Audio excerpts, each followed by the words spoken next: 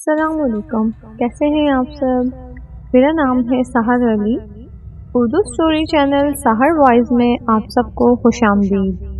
ہماری ویڈیوز آپ کو اچھی لگیں تو ویڈیوز کو لائک کر کے چینل کو سبسکرائب کر دیں اور نئی آنے والی ویڈیوز کی اپڈیٹ کے لیے بیل آئیکن کو بھی پریس کر دیں۔ ہماری اسٹوری آپ مکمل سنیے گا اور اپنی رائے کا اظہار کامنٹ باکس میں بھی ضرور کیجیے گا۔ ہمیں آپ کے کامنٹس کا انتظار رہے گا۔ آج میں آپ کو ایک ایسی کہانی سنانے جا رہی ہوں جس میں مسٹر مائیکل کا سامنا ایک انجانی مخلوق سے ہو جاتا ہے۔ اس رات ان پر کیا گزری سنتے ہیں انہی کی زبان میں۔ تو چلیں کہانی کو شروع کرتے ہیں۔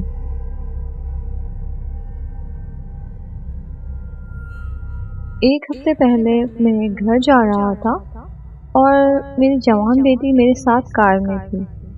میں جلدی میں تھا، اس لیے میں نے ایک شارٹ کٹ لینے کا فیصلہ کیا جو ہمیں ایک تنہا پہاڑی سڑک پر لے گیا۔ اچانک چڑھائی کے درمیان میں انجن پھٹنے لگا اور گاڑی بھی رک گئی۔ جب میں نے اپنا موبائل نکالا تو مجھے احساس ہوا کہ میرے پاس سگنل نہیں آ رہے اور ہم مکمل طور پر پھنسے ہوئے تھے۔ پہاڑوں کی گہرائیوں میں مجھے اندازہ نہیں تھا کہ کار کو کیسے ٹھیک کیا جائے، اور اندھیرا بھی بڑھ رہا تھا۔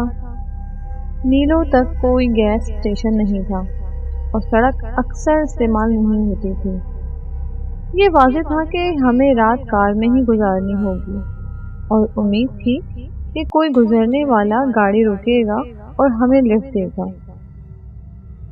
سورج غروب ہو رہا تھا اور سردی بہت پڑنے لگ گئی۔ ایک خوفناک خاموشی پہاڑ پر چھائی ہوئی تھی اور میں صرف اتنا سن سکتا تھا کہ ہوا درختوں میں سے سرسرا رہی۔ میری بیٹی مسافر سیٹ پر سو گئی۔ میں نے اپنی آنکھیں بند کر لی اور ساتھ ساتھ اونگنے لگا جب میں نے ایک عجیب سی آواز سنی۔ میں نے ونڈو اسکرین کی طرف دیکھا، سامنے کوئی چلتا ہوا آ رہا تھا اور کچھ الفاظ بھی بول رہا تھا۔ الفاظ سمجھ میں نہیں آ رہے تھے، میں بس یہی سمجھ سکا کہ وہ کچھ کہہ رہا ہے، بہت ہی عجیب الفاظ۔ تینسو میسو، اس طرح کچھ الفاظ بول رہا تھا۔ پہلے تو میں نے سوچا کہ میں خواب دیکھ رہا ہوں، لیکن جیسے جیسے قریب آتا گیا میں نے آنکھیں کھول کر ارد گرد دیکھا۔ وہ آواز ابھی بھی مجھے مسلسل آ رہی تھی۔ ایک سیاہ شکل کار کے قریب آ رہی تھی۔ میں صرف ہلکا سا دیکھ سکا کہ یہ ایک آدمی کی طرح لگ رہا ہے اور اپنا پاؤں گھسیٹ رہا ہے۔ وہ الفاظ ابھی بھی میرے کانوں میں آ رہے تھے۔ میں نے اپنی بیٹی کی طرف دیکھا، وہ ابھی تک سو رہی تھی۔ میں اسے جگانا نہیں چاہتا تھا۔ یکایک شور تھم گیا، خوفناک خاموشی لوٹ آئی۔ پھر میں نے سامنے دیکھا اور اپنی زندگی کا خوف محسوس کیا۔ مجھے خود کو اونچی آواز میں چیخنے سے روکنا پڑا۔ وہ سب سے زیادہ گھناؤنی شخصیت تھی جسے میں نے کبھی نہیں دیکھا۔ یہ ایک آدمی کی طرح لگ رہا تھا، لیکن اس کا چہرہ بہت ہی خوفناک تھا۔ ایسا لگتا تھا جیسے اس کے چہرے کے جلد کا ہر ٹکڑا اکھڑ گیا ہو اور جو بچا تھا وہ خون سے آلود ہوا ہو۔ اس کی ناک نہیں تھی، اس کے کان نہیں تھے اور اس کی آنکھوں کے جو سوراخ تھے وہ شیشے کی طرح بالکل صاف نظر آ رہے تھے، جو مجھے ہی مسلسل ہو رہے تھے۔ میں نے بار بار آگنیشن کی چابی گھمائی اور گاڑی اسٹارٹ کرنے کی کوشش کی، مگر کوئی فائدہ نہ ہوا۔ انجن بس جھک جھک کر رہا تھا۔ کھڑکی کے باہر گھناؤنے آدمی نے چاقو نکالا۔ وہ بار بار عجیب الفاظ دہرا رہا تھا۔ جب بھی اس نے یہ کہا کہ الفاظ دہرائے، اس نے چاقو سے کھڑکی پر وار کیا۔ ہر بار اسے زور سے مارا۔ میں گاڑی اسٹارٹ کرنے کی کوشش کرتا رہا، آنسو میرے چہرے پر بہہ رہے تھے۔ میں وہاں سے نکلنے کے لیے بے چین تھا۔ اچانک ایک زوردار حادثہ ہوا اور کھڑکی کے شیشے ٹوٹ گئے۔ میں بزدلانہ انداز میں چیخا۔ آدمی کا بازو کھڑکی سے آیا اور اس نے چاقو کا نشانہ مجھ پہ مارا۔ اسی وقت میں نے آخری بار چابی گھمائی اور انجن میں جان آ گئی۔ میں نے ایکسیلیٹر کو فل دبا دیا، کار بھی رفتاری سے آگے نکل گئی۔ میں نے اس گھناؤنے آدمی کو بہت پیچھے چھوڑتے ہوئے گاڑی تنگ پہاڑی سڑک سے نیچے کی رفتار تیز کر دی۔ مجھے نہیں معلوم تھا کہ ہم کہاں جا رہے ہیں۔ میں صرف گاڑی چلاتا رہا اور چلاتا رہا، کبھی پیچھے مڑ کر دیکھنے کی ہمت نہیں ہوئی۔ تب میں نے دیکھا کہ میری بیٹی جاگ نہیں رہی۔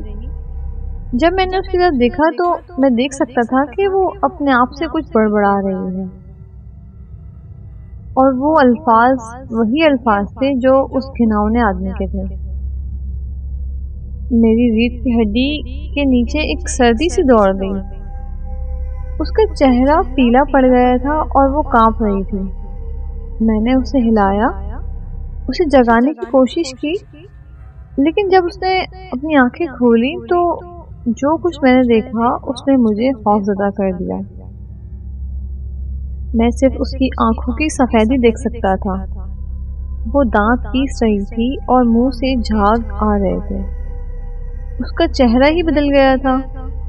وہ اب میری بیٹی جیسی نہیں تھی۔ وہ بس وہی الفاظ دہرا رہی تھی، عجیب سے الفاظ، وہی الفاظ جو اس گھناؤنے آدمی کے تھے۔ میں گاڑی چلاتا رہا اور آخر کار میں نے دیکھا کہ شہر کی روشنیاں آ گئیں۔ ہم ایک اب گرجا گھر میں آئے اور میں سڑک کے کنارے پر چلا گیا۔ اپنی بیٹی کے دونوں بازو میں اٹھا کر اسے چرچ میں لے گیا اور مدد کے لیے چیخنے لگا۔ دروازے سے ایک بوڑھا پادری نمودار ہوا اور پوچھا کہ کیا ہوا، تو میں نے انہیں تمام واقعہ بتایا جس کا مجھے پہاڑی راستے پر سامنا ہوا تھا۔ اس نے میری بیٹی پر ایک نظر ڈالی، پھر اسے میری باہوں سے چھین کر چرچ کے قربان گاہ پر رکھ دیا۔ میں نے دیکھا، مالائیں نکالی اور لکڑی کی چھوٹی سلیب کو میری بیٹی کے ماتھے پر لگا دیا۔ پھر اس نے لاطینی زبان میں دعائیں پڑھنا شروع کر دی۔ پادری نے ہمیں وہاں رات رہنے دیا۔ اس نے میری بیٹی کو ایک آرام دہ بستر پر لٹایا اور رات بھر اس کے ساتھ جاگتا رہا۔ اس کا ہاتھ پکڑے اس کا مقدس پانی سے مسح کرتا اور اس پر دعائیں کرتا رہا۔ اس نے میری بیٹی کے سینے پر ایک بائبل رکھ دی۔ اس نے مجھے بتایا کہ میری بیٹی پر بدروح کا سایہ ہے اور جلد از جلد تمہیں بیٹی کو اس بدروح سے چھٹکارا دلانا پڑے گا۔ ان کا کہنا تھا کہ اگر ایسا نہ کیا گیا تو میری بیٹی 49 دن تک اسی طرح رہے تو وہ کبھی صحت یاب نہیں ہو سکتی۔ وہ مستقل طور پر پاگل ہو کر رہ جائے گی۔ پادری نے مجھے ہدایت کی کہ میں اپنی بیٹی کو اس کے پاس چھوڑ دوں تاکہ وہ ضروری عملیات کر سکے۔ اس نے یہ بھی کہا کہ اگر میں ٹھہرتا ہوں تو ہو سکتا ہے بدروح مجھے اپنے قبضے میں لے لے۔ میری بیٹی کو 1 ہفتہ ہو گیا ہے اور پادری ابھی تک اس کی دیکھ بھال کر رہا ہے۔ میں اسے ہر روز چیک کرتا ہوں۔ ایسا لگتا ہے کہ وہ اب میری بیٹی ہی نہیں۔ وہ مسکراتی ہے اور مجھے ناقابل بیان حد تک خوفناک نظروں سے دیکھتی ہے۔ میں صرف اپنی بیٹی واپس چاہتا ہوں۔ اگر آپ کبھی اپنے آپ کو کسی تنہا پہاڑی راستے پر پائیں، جو بھی کریں مگر وہاں پلیز نہ رکیں۔